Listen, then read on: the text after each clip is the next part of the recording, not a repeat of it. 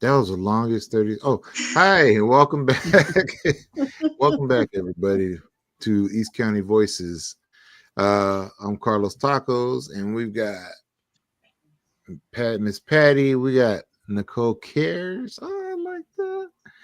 We got Michael and we got Tiffany on the show. So take it Hello. away, Miss Patty.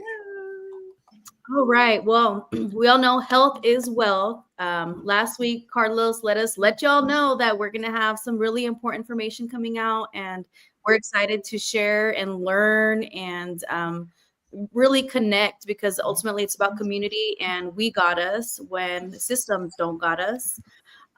So we'll be talking about an amazing and informational documentary coming up. What started the journey of Michael and Tiffany to be doing this? We'll share personal stories, our experiences, and then we have dun dun dun some more things happening in Contra Costa County with the CEO of the health department that bounced. So we'll bring that up at the end. So stay So yeah, tuned. stay tuned. Let's get to it. Welcome, Michael and Tiffany. Please introduce yourselves. Hello, my name is Michael, and Yeah, Michael, what's your name? you want my full name? No, I'm just kidding. um, but I was born and raised in the East Bay, so I'm just happy to be here and bring some awareness about this topic. Okay. What's the topic? Well, it's funny that you asked because this is something that really started um a few years back when my mom got sick. And I always heard horror stories about, oh, this hospital, that. But then I'd hear wonderful stories like, oh, well, this one saved. And so, like, I didn't know what to believe, right? But it wasn't until my mom got sick and needed stuff done to her that I realized, okay, wait a minute. Okay. We got a problem here. Indeed, indeed. And before we get to that, oh my goodness, yeah, we're looking forward to hearing that, all of the personal stories. And Tiffany, real quick, tell us a little bit about you, real quick, and then Hi. we'll get. Sorry, I froze for a second. I was like, I don't think I'm in. My name's Tiffany. Did you guys want to hear and then I just have a personal story that I want to tell too about my father. So, and then just like he struggled with a stroke. And do you want me to talk about that now? No, well, just quick introductions. Okay, I'm Tiffany. Yay. I've Okay. been friends with Michael forever, and we're just trying to make a change in the healthcare system. Nice. Love it. Love it. Love it. Okay, Michael, take it away. Hey everybody. As I was saying earlier, it wasn't until my mom got sick that I realized that we do have a major problem within our medical complex. And it isn't just one hospital, it's the entire system that needs to be changed.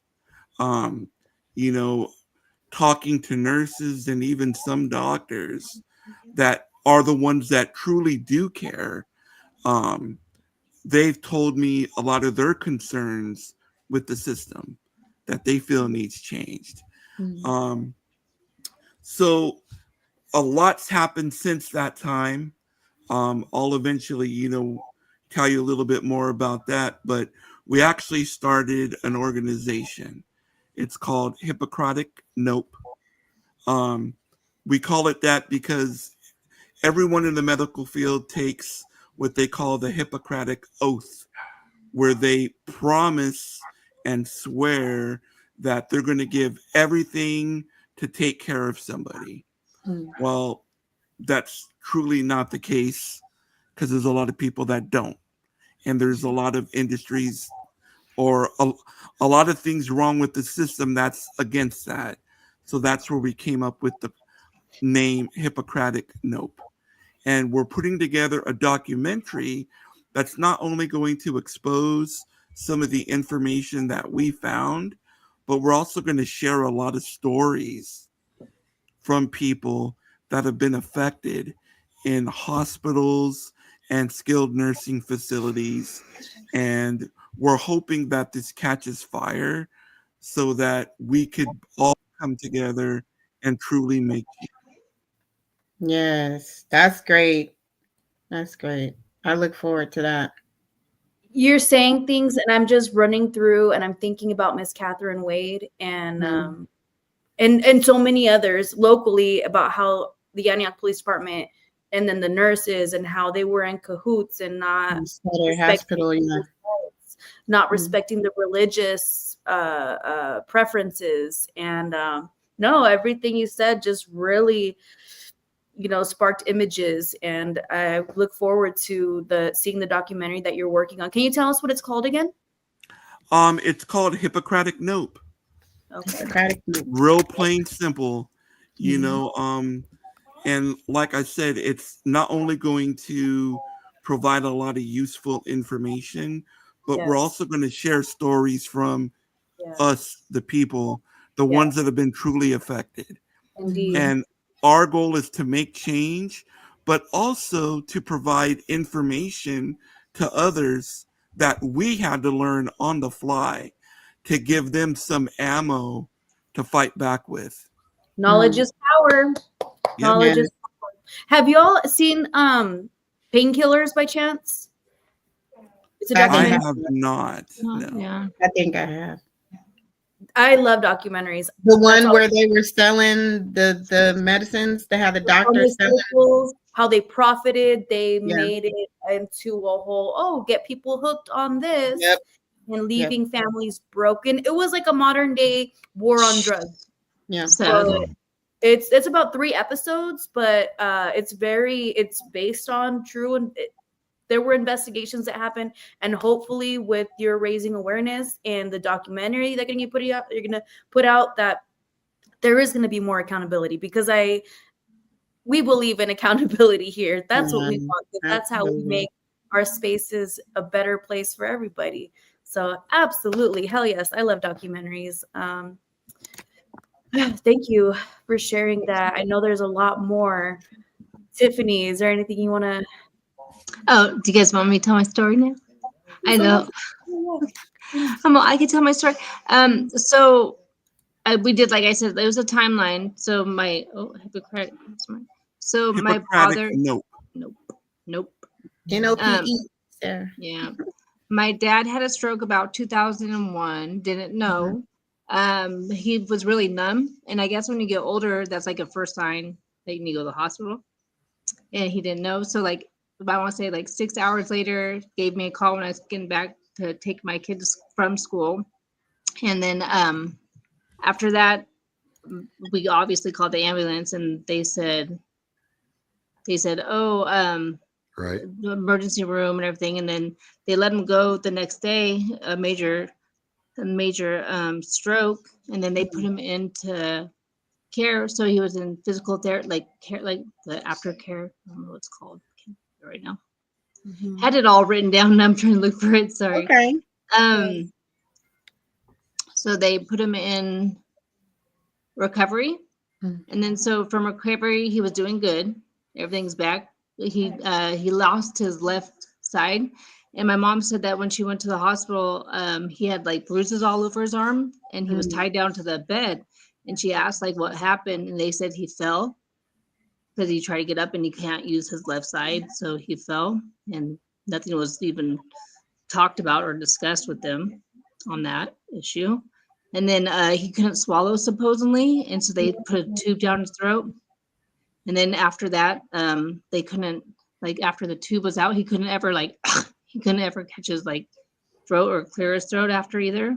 Mm-hmm. And we didn't even know why they did any of that. They just did it. And then they let go of his Medicare. And then so he had no physical therapist or assistance with anything. And they took him out of the rehabilitation because they discharged him for no reason. Mm-hmm. I know. And so they let him go back to the house. And then a couple of years later, we went back to the hospital. He was in and out of the hospital. He got the Medicare back on, and then rehabilitation. But so that was years later, 2 years later. And then my mom was like FaceTiming me, and I was like, wait, my dad's not doing good. And so the emergency room again. And as soon as they got him there, the doctor was like, oh, he's having, because he's on warfarin, it's like a blood thinner. He's having a rat poisoning that they have to give him like triple dose of vitamin D to get this rat poisoning out of him. I'm like, what? Why is this happening? And then they had to do a blood transfer and a plasma transfer to him. I'm like, what's going on? And so after that, they sent him home, and then he passed away. I'm like, what? Like, he was doing good after all these transfer things. And I'm like, and then they just sent him home, and then nothing, like, it was just like for him to go die. Like, it was weird. What city, Michael? So thank you for sharing, you guys, like your personal part of your personal stories and how this has affected you. Right. But also this is affecting many families. And Michael, you've lived in Contra Costa County all your life. And Miss Tiffany, where did you experience this?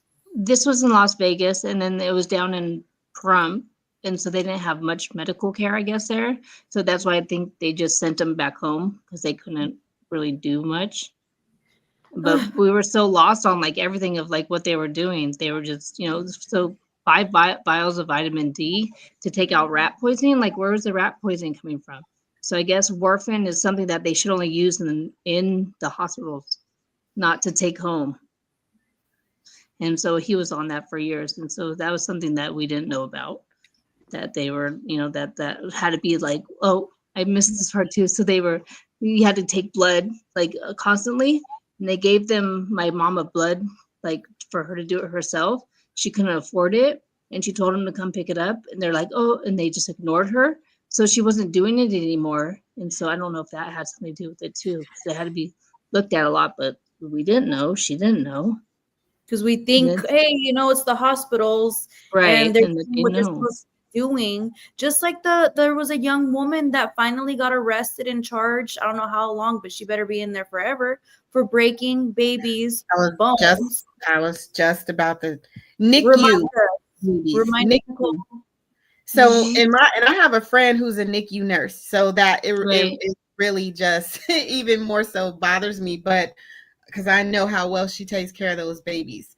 So they're already in a NICU, which means they already don't necessarily have a chance of surviving. And then because they're Black, you're hurting them because they're Black. Like, you have to be some type of sadistic, just seriously hateful piece of, she was purposely breaking the bones of NICU babies. That's not okay. Just because they were Black. That breaks my heart. Oh my God. Yeah. I was thinking about that when you were talking about what they did to your mom. That's what I was thinking about. And then you talking about what happened with your dad made me think about what they did to my dad, because he didn't want to he had prostate cancer and it had spread to his bones. Now, me being cancer survivor, also in cancer through my family, I've already lost my sister, grandmothers, aunts. It goes on. My daddy. Only radiation is used for prostate and for bones, because chemo does not get in your bones. It does nothing for prostate, right? So they wanted him to take an experimental drug that wouldn't help him. And so because he told the doctor, well, if it's not going to help, I don't want to take it. Now, mind you, he's on the phone with this so-called oncologist, and he says, oh, well, you're going to die in a year. He says this over the phone. You don't ever tell me they're going to die over the phone. Right. So, it literally just left him to wither away and die. It's not okay. And so unfortunately, he ended up getting tumors just all throughout his body and paralyzed. And there was this whole thing that we had to go through. Like, he had to have an emergency surgery. Otherwise, he would have been paralyzed from the neck down instead of just the waist down. So it was a lot. We missed a good 6 weeks with him while he was in rehab. Don't know why, because he wasn't going to walk. And he literally came home and died that month that he came home. So we literally got a month with our dad. Good Lord. That's heartbreaking. Well, can I share something that will blow your mind? Yeah, please do. So my mom started vomiting and she was vomiting pretty consistently. She couldn't keep her food down. So we took her to the hospital. And when we took her, the gastroenterologist that saw her told us in front of our mom, oh, she's just anorexic and she's being bulimic and she's acting like a damn child. Wow. And he looked at my mom, you need to grow up and you need to start eating. It took every ounce of my soul to not want to knock that dude out. But I played by the rules, filed a complaint, got a new gastroenterologist, and the new one came and immediately knew something was wrong. And sure enough, my mother's intestines were tied. So they had to perform emergency surgery, and she ended up with an ostomy bag. Fast forward, she started vomiting again because she acquired achalasia of the esophagus. And basically what that is, it's where the throat no longer can push. Right. It's because she was vomiting so much erosion. it weakened it. So she was stuck on a liquid diet, right? So when we ended up taking her to, she got a UTI, and the type of UTI was, it could only be treated by antibiotics through an IV. They didn't have that specific bacteria, had no oral antibiotics that could fight it. So she had to go to a skilled nursing facility. They call them SNFs for short. So she went to a SNF, and when she was in there, I let them all know, okay, my mother cannot eat regular food. She can only drink thin liquids like Ensures, protein shakes, juices, water, broth, stuff of that nature. Liquid diet shouldn't be hard. Right. To, They even put a sign up above her bed detailing all that. I came the next day and she was eating food. She could have choked. I was so livid. I went straight to the head RN in charge and said, what's going on? Why is my mom eating food? And they didn't know. So they let them know. And for the next 4 days, they were constantly bringing her food. And I would catch it because I would go there right before they gave her breakfast in the morning. And I would stop them, right? So get this. On the last day, they tried to feed her food early before I came. So, okay. It's like they want you to. And this is why I'm a big advocate for, first of all, you need to advocate for yourself and for your family. But I am really big on not leaving your loved ones anywhere alone. That's so sad. That's so sad. Because you can't, like, you have no idea of the things that can be done to them while you're not there. I've seen a lot of bad things. I've seen someone in there and she was asking for help and they wouldn't help her, and she's literally crying and she's recording so you can see what's happening, and she gets out of bed and she opens the door. Do you know they sent security to basically arrest her? She's in the hospital hurting and pain. Bless you. But instead of helping her, you want to have her arrested. Yeah, it's like they don't care. Yeah. You know, and not every nurse and not every doctor is like that. Because, you know, my mom's had some amazing, but I'm going to share another instance real quick. So my mother has an indwelling catheter, which means it's implanted there all the time, right? So she's prone to getting UTIs, right? So she got one and we took her in, and the doctor, they were going to admit her because she needed a few extra days of the antibiotic. and they didn't want to keep her in the emergency room. So they ended up admitting her. But the admitting doctor, we were going through her medications, and she just seemed really arrogant and really pushy. And she was asking my mom questions, and my mom was in no state to answer. So I would tell the doctor, excuse me, I'm my mother's power of attorney. I'm her advanced care directive. You ask me those questions. I'm the one that makes all of her medical decisions. So she kind of looked at me like, who the hell you think you are? Yeah, Right? they don't like that. So I was very persistent. And then she said, well, based on the CAT scan, it looks like your mother might have pneumonia. Oh, And I my. said, my mother does not have pneumonia. She's not coughing. There's no phlegm coming in or out of her nose or mouth. Her oxygen saturation is at 98 to 100%. She's not gasping for air. She's not on oxygen. She has no symptoms other than the CAT scan that, if you look at her notes, is that same CAT scan, because they have to compare them all the time to the previous one. If you go through her entire history, she's always had those Same. little abrasions, right? Nothing's changed. So the doctor kind of looked at me, well, we need to poke her back and remove the fluid back there to see what it is. And I said, look, you're not going to poke my mom. If she does ever present with symptoms, then we'll discuss that and we'll explore options. But right now, you're only treating her for a UTI because that's what she has. So get this. We go to the room that night. The next morning, because I when my mom goes to the hospital, you can ask Carlos and Tiffany. I never leave her side. I stay the night there. I don't ever leave.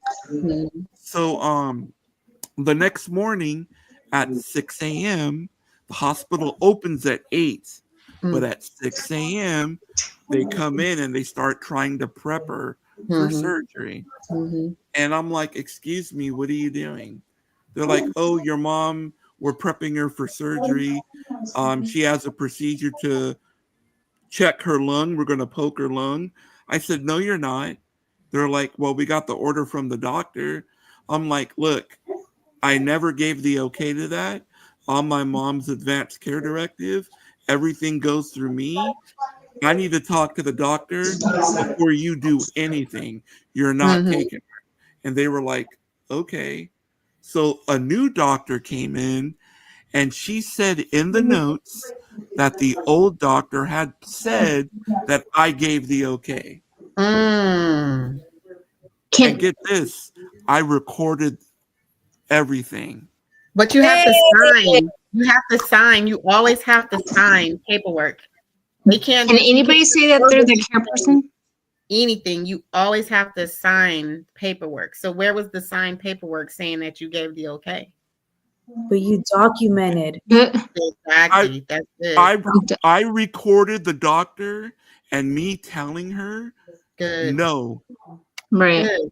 Right. See, but I wouldn't have known. If I was there, I'd been like, okay, go ahead, because I don't know, you know. I would Like, still, no, absolutely not. To our people out there, if something looks wrong, feels wrong, right? you know, we have this technology at the tip of our hands. It's a phone, and if it wasn't for our phones to document atrocities, then there's no evidence. Just like at our last show, we talked about when MLK they did the march and photography was becoming more popular and they put it in the newspapers. Had that not been published or spoken about, it would have kept going even for longer. I mean, we're in 2025 and we're still experiencing all kinds of racist bullshit. But good on you for documenting that conversation for your and your mom's protection. And just know out there, you have to always sign paperwork. There's never anything done without you signing authorization first. Period. Wow. Ever. See, I didn't know that either. Always. So yeah, I filed a complaint and I let them know. There was another doctor on another instance where they wanted to send my mother home, what they call advanced home health care now. Mm, So basically, what it is, it's not a home health care nurse. mm, This small group is actually a part of the hospital, and they send you home with an iPad and a camera that connects via Wi-Fi, so you can communicate 24/7 with an actual physician and nurses from What? that hospital. Okay. mhm, And it's because my mom needed an IV again, right? mm, So they were going to send her home with this. And I said, you know what? I don't feel comfortable because my mom's white blood cell count is still high. mm, And I don't feel comfortable sending her home. I was like, if I see that her white blood cell count is starting to trend downward, then I mhm, know that the medication's working. But Right. right now it's kind of going up and down. So I don't feel safe and I don't feel comfortable. mhm. So run another test. And they were like, okay, we can do that. So thank goodness I did that. Yeah. I'm listening to two nurses during a shift change, and they say, oh, this person is septic. Mm, And I was like, so when the nurse walked in to introduce herself, I'm like, excuse me, is my mom septic? They're like, yeah, we're treating her for septic. What And the I heck? Question. said, mhm. What is septic? She could die Well, because it's poison in right, her blood. Like it's, right, yeah. That's the bottom Right. line. That's what it breaks Right. down to. There's poison in her Right. blood and she could die. right. How does that get there though? Like how does it Um, get to septic level? Well, Infection. it's Infection? it all has to do with what's going on in your body, right? Mhm. So if you look at your blood results, right, Mhm. you can see what your white blood cell count is, and it's a cool chart. It actually shows you what the normal range is, Mhm. and then it shows you where you're at. So if you don't fall within the green, then it's abnormal. Mhm. So normal, the cutoff, I think it's between 8 and 11.1 million white blood cells per milliliter of blood. Okay. So Mm. my mom's was at 27. So it was way high, Mm. right? And it would bounce up and down. So they were giving her antibiotics, but they haven't, at that time, they didn't focus on the type of bacteria that she was being affected by. So they really couldn't combat it with the proper antibiotic yet. Because when you take a urine sample, it takes at least 2 or 3 days for the culture to grow on a petri dish. And it's Wow. that where they determine, okay, this is the bacteria, these are all the antibiotics that work. We're going to go through the list and see which one of these that work will Mhm. effectively kill it. Mhm. So they always start with the lowest one, and Mhm. then if it doesn't work, they increase, because just so you know, the more antibiotics you take, the more resistant your body can become against them. So they don't want to give you the wrong one in case you may need it in the future. Mhm. Oh. So to answer your question with the septic, Mhm. if your white blood cell count's high, and then there's other factors like high potassium, high sodium, your lactic acid is way off, all of those are key indicators that your body is not functioning properly, your organs aren't filtering properly, so your body's releasing all these chemicals to counteract it, but your body can't fight it by itself. It needs the medicine to help counteract it, the antibiotics. So that's where they determine if you're septic or not. There's a whole bunch of criteria. And I'm actually working on a guide to help educate people on the difference between sepsis and septic shock. And when doctors talk and discuss this, how you can easily see for yourself where your loved one And is at. don't you have to get like good bacteria back in you? Like do a lot of people don't know that? When they take antibiotics, Oh, you should. if they Right? take them for an extended period of time, antibiotics kill all bacteria in your body, even the Right. good ones in your stomach. And the Mhm. reason why they also don't want to give antibiotics for an extended period of time is because if all the good bacteria in your stomach dies off, you can get C. diff. And that is also very bad. Yeah. Dang. Gut health is super important because it's the basis. You have to think of your gut health as the earth, like everything Yep. grows from the earth, right? So the earth has to be healthy for food and all those things to grow. So if your gut is not healthy, then none of your body is going to be healthy. Mm-hmm. That's But And yeah, they wanted to send her home like that. yeah, they don't care. So I filed a complaint against that doctor and she got a new one. Yeah. Is it just my? We file these complaints against these doctors though, and they don't do anything. Like I keep refiling the complaint against the doctor that did that to my dad just to be an asshole. Like for his anniversary of his death, every year I refile the complaint again just to continue to be like, yeah, I haven't forgotten. You better hope I don't see you outside somewhere. Right. But, yeah, I'm gonna keep making your life hard and I'm gonna keep complaining about you. You know, unfortunately, the place you work for is trash and they're not gonna get rid of you, but I'm gonna still keep complaining. Right. And you should. And that's the whole purpose behind this Hippocratic Nope movement. I want to make so much noise. Me and Tiffany and a few others and Carlos, we plan on hosting local events in certain areas to just bring awareness to people, invite the communities out, let people know, have people share stories, and then if people exactly, and if people have stories that they want to share, we're going to have ways where they can reach out to us to where they can share their stories. If they want to be in the documentary, we're going to eventually open that up where we'll be selecting some to be in the documentary as well. And like I said, our whole goal is to bring awareness, to provide knowledge for people that don't know certain things, how we can help each other.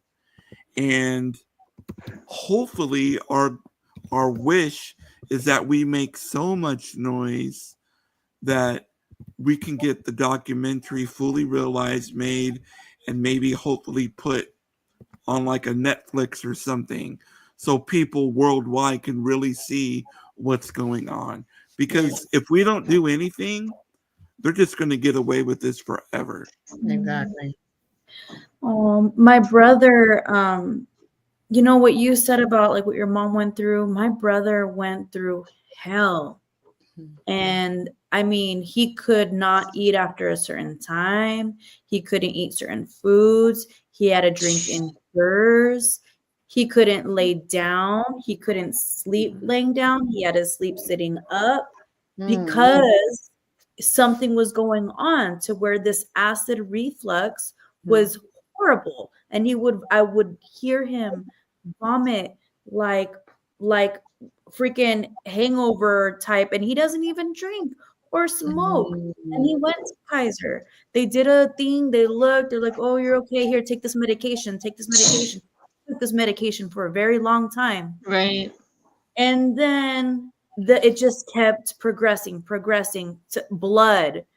Oh no, we checked you 6 months ago, whatever. We'll increase the dose or whatever it was.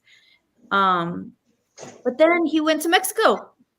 My brother went to Mexico and got taken care of. And what they said was his whole valve was missing. Like there was no valve at all. And they had to reconstruct it using his own tissue. Mm. What? And, yeah. And It's because That's- of vomiting. Is it just our care here then? Huh? say again? It's just our care here, like in our, right? It's Something. like everybody goes everywhere else to go get other things done, and they get taken care of. America. Always thought last place to go, but no, not lately, not anymore. Let me share something that I found pretty nuts. A nurse that had seen my mom, we were talking about some stuff, and the nurse told me that they know people that have gone to other countries that have gotten amazing care that they couldn't get here in the States. They say it all the time. They told me to go to Mexico because I wanted to get because if you get high doses of vitamin C, it will cure cancer. And I wanted to get that done. And they were like, well, the United States won't let us do that. You have to go to Mexico to do that. Sad. Why would I have to leave the country to go get something I should get done here? I have MS, and I found out about 10 years ago, but all the doctors here where I live are crap. And then I had to go all the way out to Arizona to a Mayo clinic to like get all the, I'm like, can I just keep coming out here? You guys are amazing. Like this is like, and I'm like, can you just transfer you guys? Like their whole team was just like amazing. And I didn't want to leave that place. And I found out everything and got on the right medicines through them. I'm like, how come I can't get this here? Yeah. It's crazy. It's a lot. It's like, so now I'm like trying to go a holistic Medical, route. dental. Yes. Yep. Well, my uncle was big on taking herbs, and I'm big on taking herbs. I took herbs for 2 years before I even got treated for my cancer. And then I needed to get infusions also because I was HER2 positive, and they wanted me to do an additional like 14 months of infusion, which absolutely not. I was supposed to take hormones for 5 to 10 years. Absolutely not. So I got back on my herbs, and that's why I'm okay. So the book that I have that I recommend for anybody who wants to start taking herbs and get into herbs is Back to Eden by Jethro Kloss. Back to Eden? Back to Eden, EDEN by Jethro Kloss. Get that book, study it. Burdock root is a blood cleanser. You always need blood cleansers. Always, always, always. The herbs that I take every day: burdock root, cleavers expel tumors, dandelion root, hibiscus also keeps your arteries clean. So, cholesterol, all that kind of stuff, hibiscus. I take slippery elm, and I take yellow dock. They're all pretty much blood cleansers because you want to have as much blood cleanser as possible. Yeah. But the number one herb you always want to take, burdock root. What you do need to do, like in my instance, my cancer is hormone driven.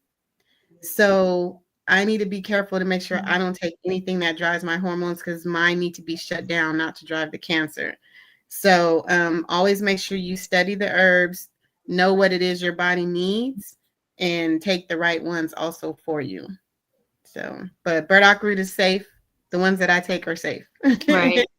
That's awesome. We'll to get us to stay out of the hospital. That's what we do. I'm gonna look into that burdock root. Get some. Absolutely. And I order my herbs from the herbal gardens in Florida. Oh wow.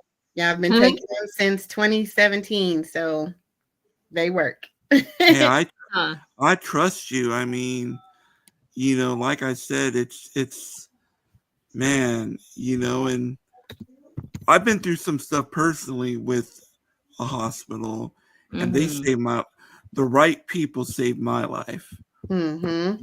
So, it's not every nurse, it's not every doctor, But Right. the ones that are bad, there needs to be a system to hold them accountable. Exactly. And we need to put them on blast. Exactly. Without saying their names. Well, hey, I don't care about saying the name, especially that doctor that said that to my dad, because you don't tell someone they're going to Right. get on the phone. You don't All even over the get, phone. if you realize, remember, like when you go to doctors and get panels and certain tests and whatever, Right. they won't even give you those results over the phone, whether they're They negative want or you to come in. I they know. have to come in. So I don't know course. where in life ever Yeah. it's ever been okay, because I've never known of any doctor ever to be okay that you're supposed to tell someone they're going to die over the phone. Like it's nothing. Like hey, it's absolutely and then just leave him to wither away knowing he has cancer. Jeez, what's wrong with people? It's not okay. Yeah. Well, that's another thing that I also noticed. To care. Well, the care changes based on what class you fall under, right? So it could be race sometimes, Most of or it could, yeah, or it could also be elderly, because I've seen a lot of elder abuse, Right. and I'm just like, why?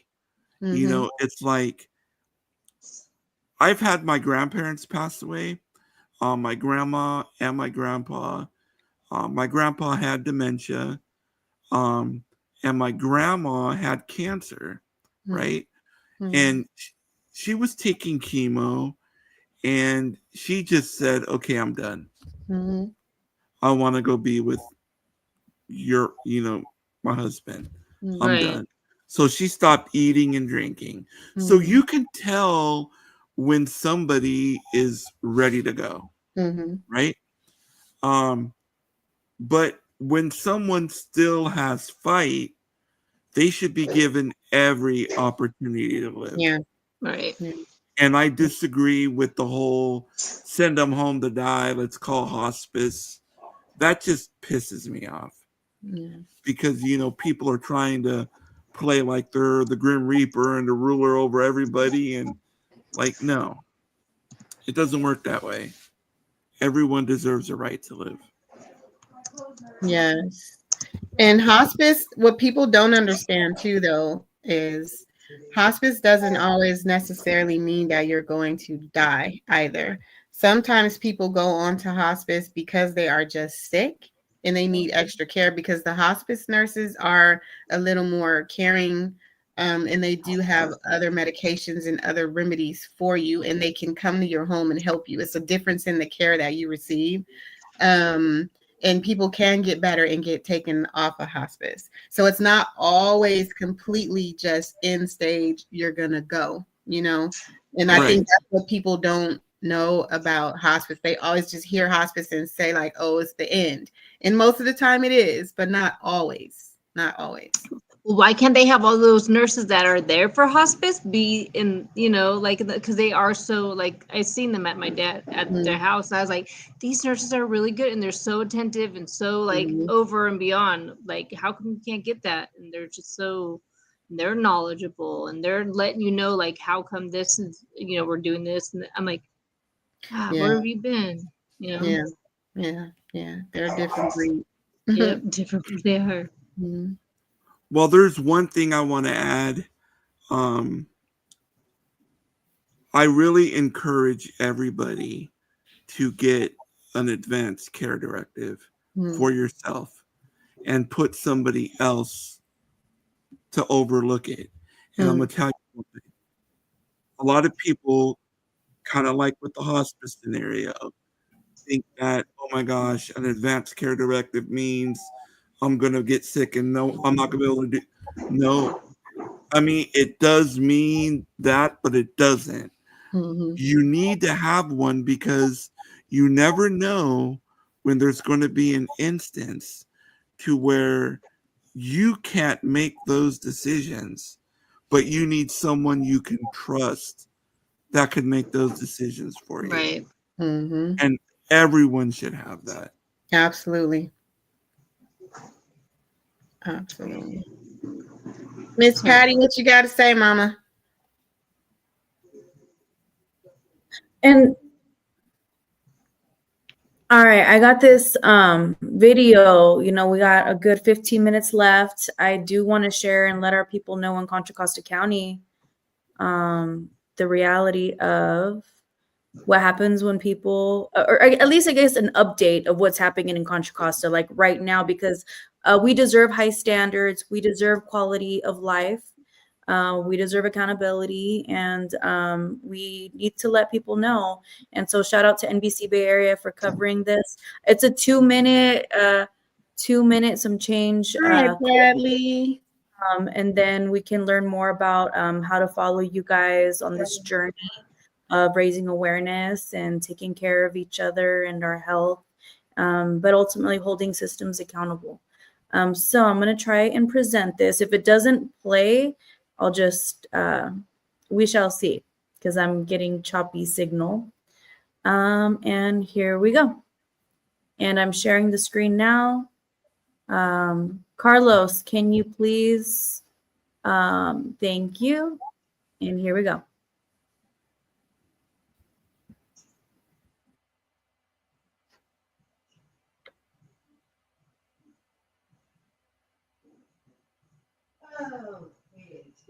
I don't think there's any volume.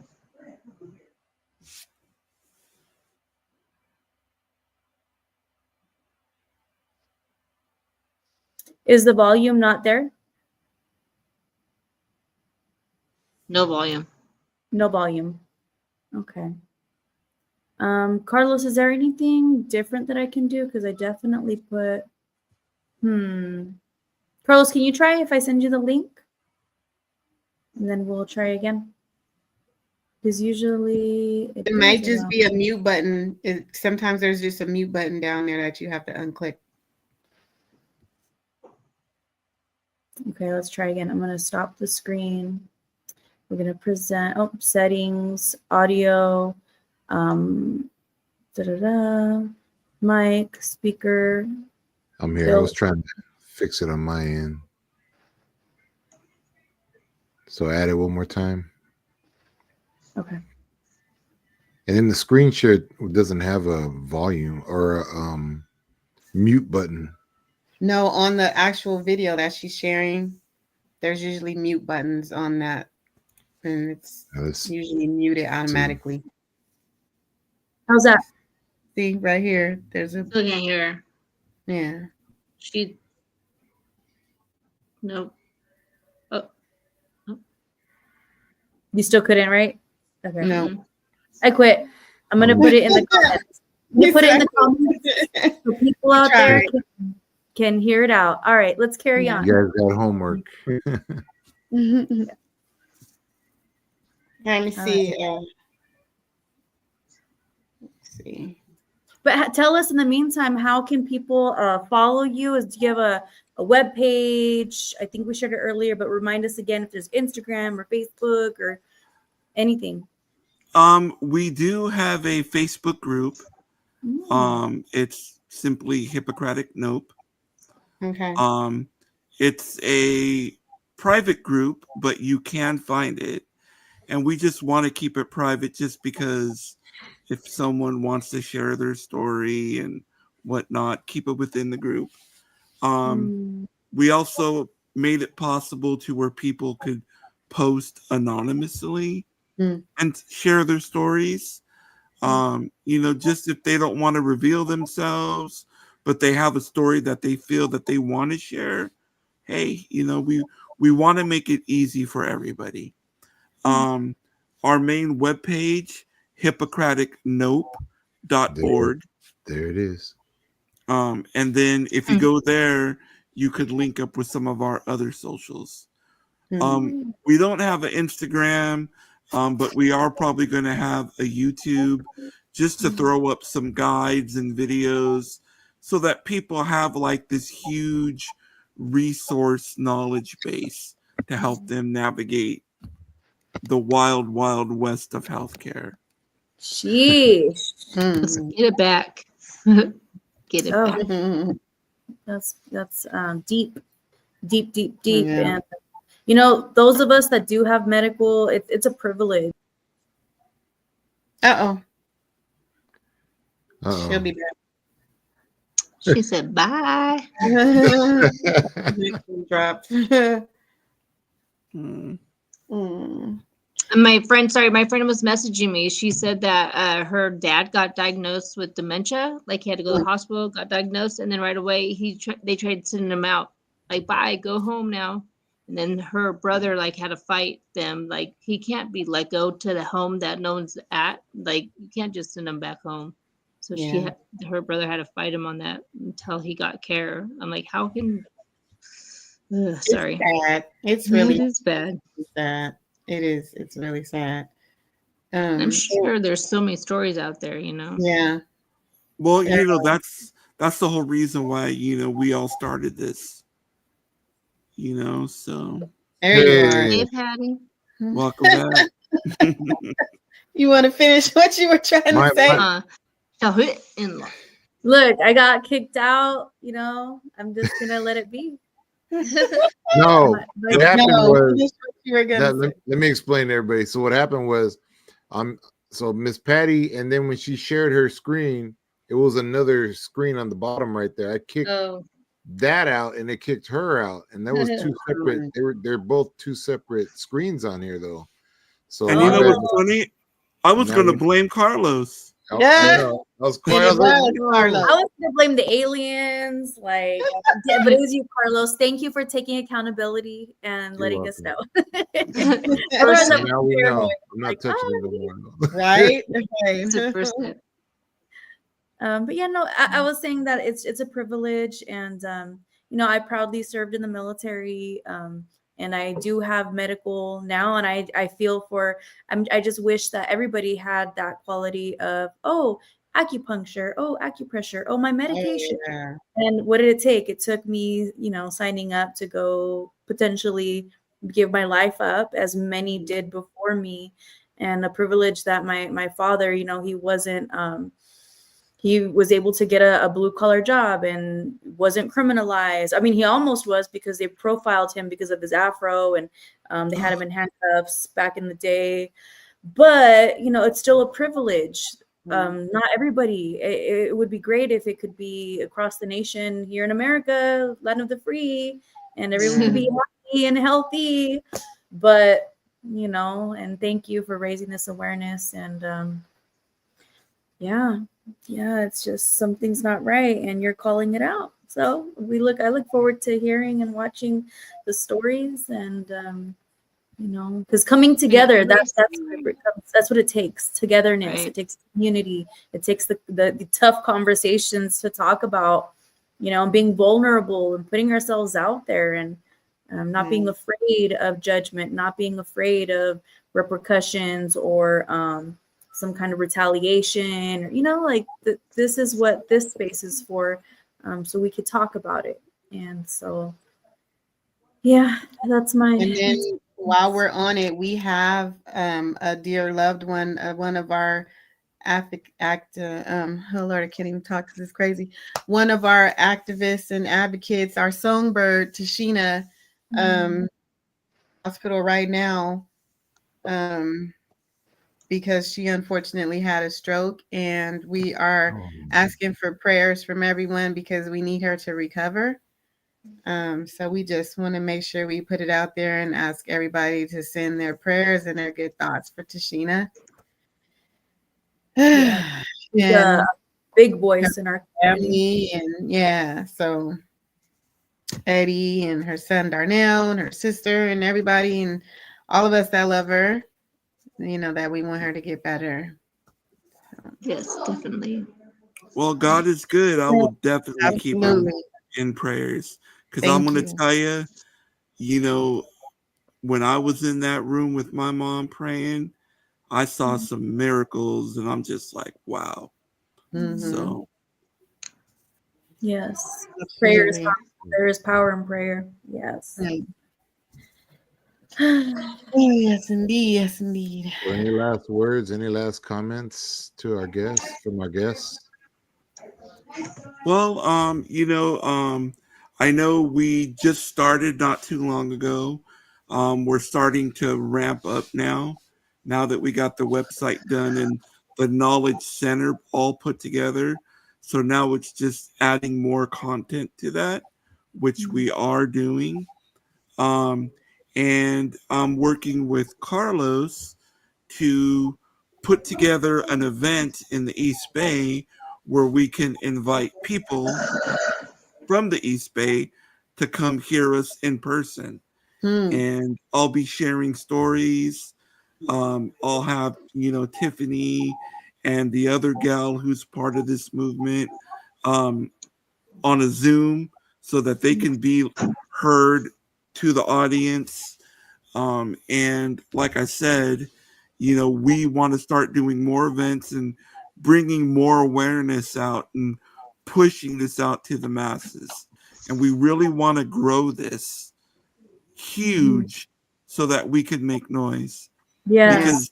Because if we don't do that, all we're going to be is a collection of stories. Yeah. And I don't Because want everybody that. has a story. Right. Mhm. And imagine this is in the public sector out here. Imagine in the Thank prison you. system. Right. What's the medical looking like that gentleman whose life was taken? Oh my gosh. He was incarcerated, but he was somehow in a hospital, and they Killed him. murdered him. Yep. What? And it's Took well him to done. the infirmary in handcuffs. Wow. I saw that. That broke my heart and upset me on a Yeah. level I've never been upset before. Yes. Because it's like, what's he gonna do? Come on. They get it's so the treatment. I literally just watched, you guys, if you haven't watched it, because I remember, because I lived through it. But if you have not watched the documentary of Pelican Bay, you absolutely have to watch the documentary of Pelican Bay, where they had to do a food strike for over 60 days Wow. because they were sitting in solitary confinement for 30 plus years. So if you just imagine, if you're in solitary confinement, you're not even getting to have phone calls or just do anything. Or sunlight. They're not taking care of them medically either. Right. Wow. Yeah. It's insane. They can watch that on what, Netflix? I think I watched it on YouTube. Hold on, because I hold see it on. Is it an hour and a half? on. Pelican Bay. Pelican Bay. Yes, the strike, Independent Lens. Yeah, prison hunger strike. It's on YouTube. YouTube. It says prison gonna hunger watch strike, how a prison hunger strike changed solitary confinement, full documentary, Independent Lens on YouTube. It's by PBS. Okay. So how do you make change? You strike, you protest, you Yep. speak, you use your voice, you activate, you raise Yep. awareness. And thanks to Portia, she sent this to me to look at because this is what she does. Portia. Yeah, shout out to the Mhm. advocates that are fighting for the humans that are living Exactly, incarceration. Yes. Mhm. Yeah, well, this was a lot of info. I see a lot of comments in the chat. Indeed. Thank you, Tiffany. Thank you, Michael. No, Yeah. thank you guys for having us. Yes, thank you. Yeah. Tiffany, Thank did you you, want to say Carlos. anything? Oh, you're welcome. Tiffany, did you want to say anything before we No, thank you for having me. And I grew up in the Bay Area, so I know the whole system there too. And I know I want to be here to help make a change, and I'm glad that you guys had us on here. East County Voices. It's for Right. us. Yeah. So everybody can hear us, so we can all I am make a looking- change. That's right. That's right. I'm looking forward to the documentary. Yes. And again, Yeah, if me you guys too. missed the website, here it is. Say it Make sure as it is. Hippocratic.org. Mm-hmm. Thank you. Well, that was a good show, you guys. Let's go ahead and wrap this up. Any final thoughts or anything, Miss Patty or Nicole? Health is wealth. Mm-hmm. Yes. Take care of ourselves and our communities. That's right. Mhm. Get those Same. herb books, you guys. Take those I know. herbs. It's like am I on it. gotta watch this again so I can I write down am all the on ones it. Nicole said. What's the name of the Thank book you, guys. again? It's know. Back to Eden by Jethro Kloss. Shoot, It's let's the get him on revised the show. edition. It has a blue cover. Jethro, if you're watching out there, we'd love to have you on the Oh, show. he's long gone. He wrote that book a long time ago. Oh, well, your son. You Oh got no. a family out Right. there. We want to talk to you. I know your pops was probably talking to you. Anyways, thank y'all for tuning in, Thank everybody. you. Thank you We'll be guys. back. Yeah. And everybody out there in YouTube land, thank y'all for your support. Thank you. Tune in next week. We're every Wednesday, 8 p.m. Pacific Standard Time. We will be back. So can't wait for what's going to happen next week. You Next have to week, see. we have a guest from Thug Therapy. Mhm. He's an advocate. Yeah. He is a voice for the youth, for the foster youth. Mhm. Yeah, we'll be learning a lot and continuing our community conversations. Mhm. Nice. So tune in, don't miss out, and we'll see you guys soon. Take care, peace, and God bless. Bye. Bye.